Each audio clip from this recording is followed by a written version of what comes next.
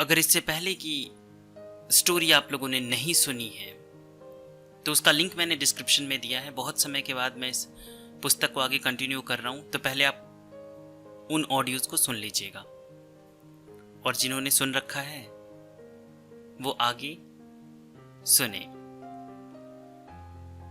थोड़े समय के लिए वह भौचक्का दिखते हुए वहां केवल खड़ा रहा।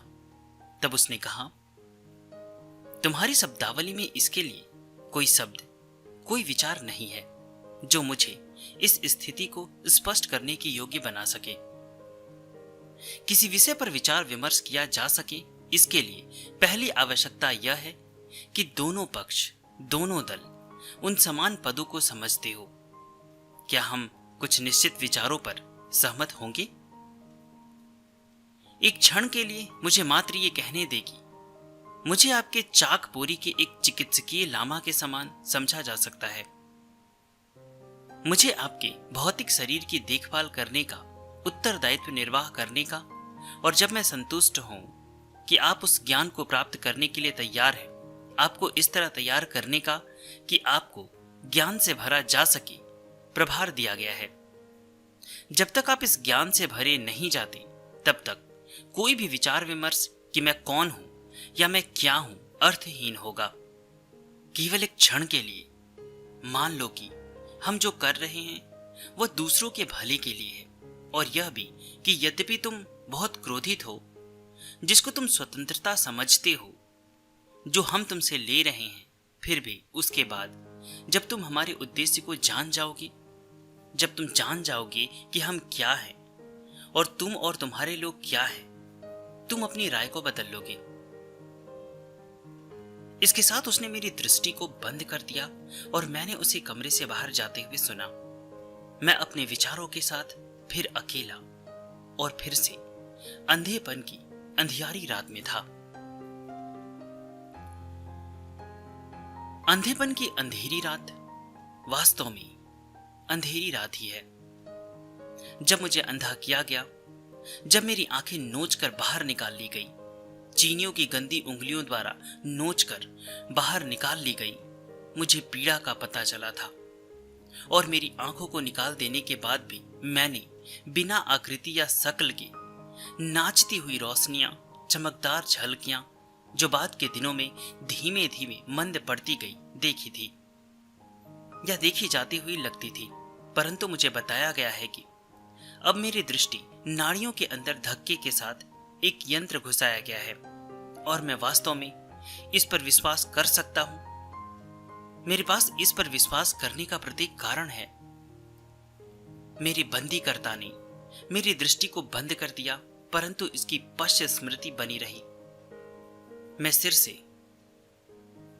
सुन्नता और गुदगुदी होने के, झंझनाहट होने के उस विशेष विसंगतिपूर्ण प्रभाव को अनुभव कर रहा था। सुन्नता को महसूस करने की कहना और उसी समय झंझनाहट की बात करना बकवास लग सकता है, परंतु यह ऐसा है जो मैंने अनुभव किया, और मुझे सभी घूमती हुई रोशनियों, सुन्नता और झंझनाहट के साथ छोड़ दिया गया। मैं उस पर विचार करते हुए जो मेरे साथ हो चुका था, कुछ समय के लिए वहां लेटा रहा। यह विचार मेरे अंदर आया कि शायद मैं मरा हुआ या पागल था, और ये सारी चीजें इस चेतन लोक को छोड़ते हुए मन की झूठी कल्पनाएं थी। पुजारी के रूप में मेरा प्रशिक्षण मेरे काम आया। अपने विचारों को पुनः व्यवस्थित करने के लिए मैंने युगों पुरानी अनुशासन का उपयोग किया।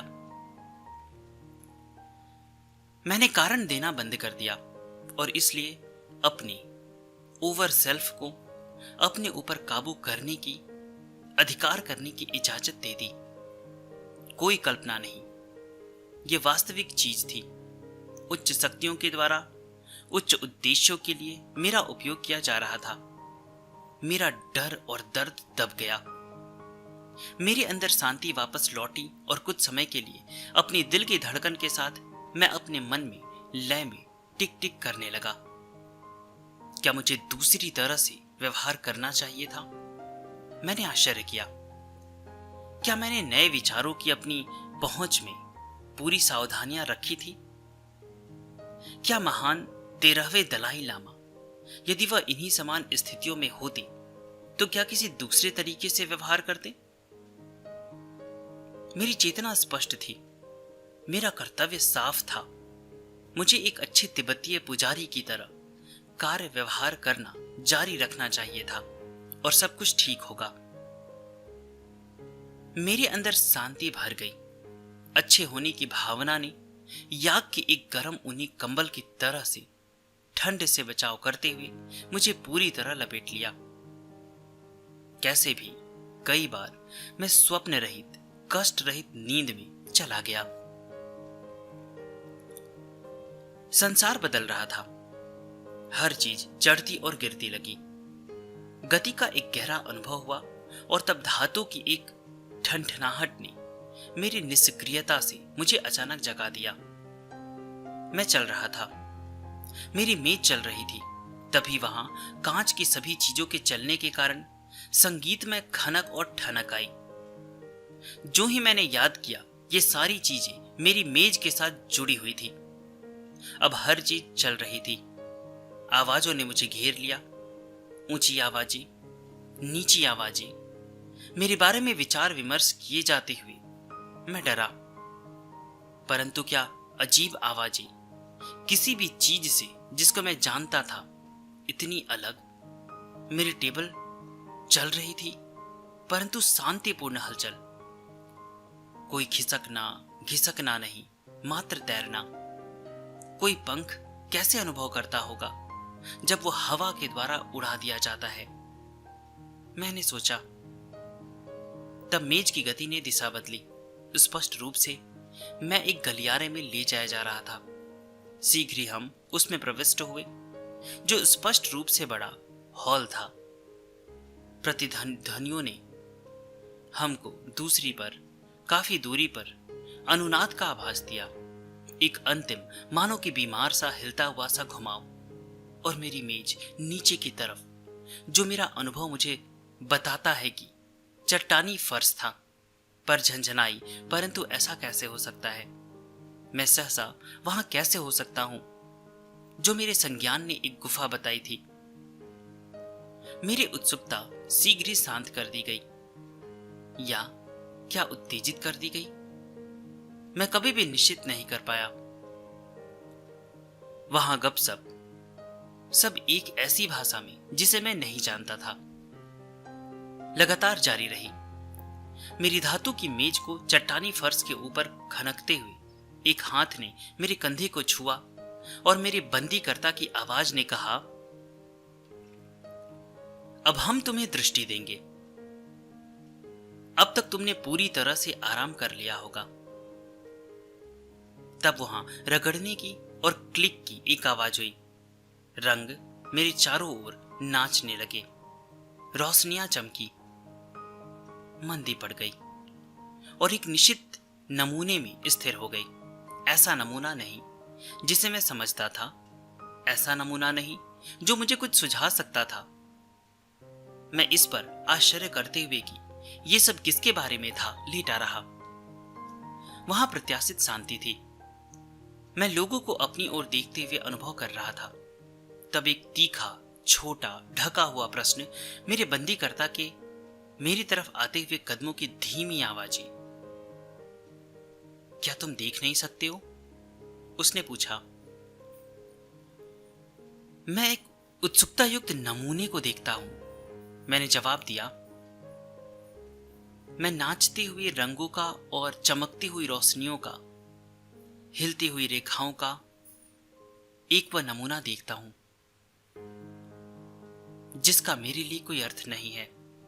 ये सब कुछ है जो मैं देखता हूं। वह कुछ बुदबुदाया और जल्दी से दूर हटा। वहां निशब्द बातचीत और धातु की चीजों की ध्वनियां थी जो आपस में एक दूसरे से मिलती जा रही थी। रोशनियां झिलमिलाई और रंग दमकने लगे और मैंने देखा हर चीज अजीब नमूनों की पागल बेहोशी में घूमती रही, स्थिर हो गई। यहां कुछ 200 या अधिक फुट ऊंची एक बड़ी गुफा थी। उसकी लंबाई और चौड़ाई मेरी गणना से परे थी, क्योंकि मेरी दृष्टि के परास के परे वे अंधकार में धुंधली पड़ गई। स्थान बहुत बड़ा था और उसमें वह सब था जिसको मैं केवल बड़ी रंगभूमि कहना पसंद करता हूं, जिसके सभी स्थान भरे हुए थे। मैं उन्हें क्या कहूं? प्राणी जो देवताओं और दैत्यों के सूची पत्रों में से कुछ भी आकृतियां ले सकते थे। रंगभूमि के केंद्र में एक और अधिक अनजान चीज संतुलन बनाकर लटकती थी। फिर भी ये चीजें इतनी अनजान थी। धीमे धीमे घूमता हुआ एक गोला जिसको मैंने पूरी दुनिया समझा मेरे सामने लटक रहा था, जबकि प्रकाश बहुत दूर से उसके ऊपर गिर रहा था, जैसे कि पृथ्वी के ऊपर सूर्य का प्रकाश चमकता है। अब वहां सुनसान जैसी शांति थी। अनजान प्राणी मेरे ऊपर टकटकी लगाकर देख रहे थे। मैंने वापस उनके ऊपर टकटकी लगाई। यद्यपि इस शक्तिशाली भीड़ के सामने मैंने स्वयं को उनकी तुलना में छोटा और पूरी तरह से महत्वहीन अनुभव किया। यहां हर मामले में पूर्ण दिखते हुए पवित्रता और शांति के प्रभा मंडल को उत्सर्जित करते हुए और देवताओं जैसी शक्ल के छोटे आदमी और औरतें थी। वहां दूसरे वे लोग थे जो आदमियों जैसे थे, परंतु उत्सुकता के साथ पूरी तरह से अविश्वसनीय चिड़ियों के सिर की तरह से, पूरी तरह से पंखों और परों के साथ। मैं ये फर्क नहीं कर पाया कि वे क्या थे, और हाथों के साथ जो यद्यपि शक्ल में आदमी जैसे थे, फिर भी उनके ऊपर आश्चर्यजनक रूप से पपड़ियां चढ़ी थी और उनके पंजे थे। वहां दैत्य भी थे, बहुत बड़े प्राणी जो प्रतिमाओं की तरह बनाए गए थे, और उन्होंने अपने अत्यंत छोटे साथियों को अपनी छाया में ले रखा था। ये मना न करने योग्य सीमा तक मानव थे, यद्यपि ऐसे आकार की जो किसी की समझ में पूरी तरह न आए। आदमी और औरतें, या नर और मादाएं, और दूसरे जो दोनों में कोई भी हो सकते थे या कोई नहीं।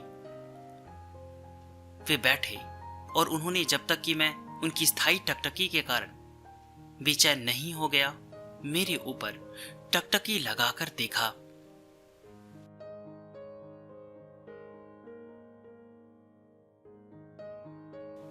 तो आज के लिए इतना ही रखेंगे। बहुत दिन हो गया है, तो आप लोगों ने शायद इससे पहले की जीवनी नहीं सुनी होगी। क्षमा चाहता हूँ, इससे पहले का एपिसोड आप लोगों ने नहीं सुना होगा, तो उसको एक बार आप सुन लीजिए। उसके बाद इसको हम कंटिन्यू करेंगे, और फिर आगे आने वाले टाइम में लोबसांग रंपा जी ने जितनी भी पुस्तकें लिखी हैं, मैं सबका ऑडियो बुक बनाऊंगा और यूट्यूब पे अपलोड करूंगा। धन्यवाद।